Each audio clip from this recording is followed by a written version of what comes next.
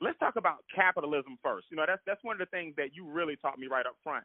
There are different social economic systems, and there are different rules that govern those systems. The problem with most people, they don't know the rules. Give us a quick little breakdown of America and what happens in this country if you don't understand the rules of capitalism. What is capitalism?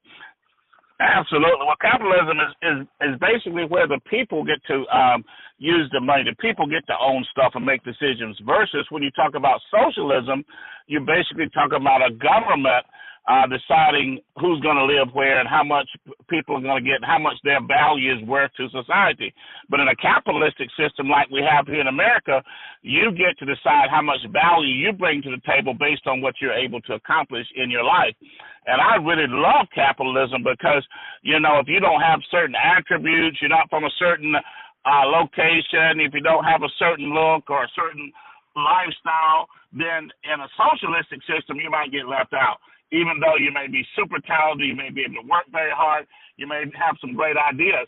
But in capitalism, you get to bring those to the table and produce based on whatever your abilities and your gifts may help you do.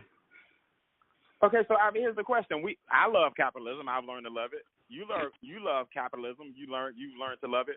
Why are so many people struggling in capitalism? It sounds like a good thing. So if we can do what we want to do and be who we want to be, and we can pull ourselves up by our bootstraps and all that good stuff, why are so many of us struggling financially? Explain the dichotomy there. Well, the reason that so many people struggle financially and the reason so many people struggle with capitalism is that they were trained to love socialism when they were very small. You know, basically, in every aspect of our lives, the things that we learn when we're 4, 5, 6, 7, 8, 9, 10 years old, those things stick with us for the rest of our life. And most of us, by the time we were 5 or 6 or 7 years old, we started hearing, well, you better go to school and get an education. You better act right in school so you can get a good job. So right there, that training and that programming started in our lives to telling us that you're not going to be the boss, you're not going to be the business owner, you're not going to be in charge, you're not going to be wealthy, you are going to be an employee, and you're going to have to ask someone else to give you what you need in life because you're not going to be able to earn it.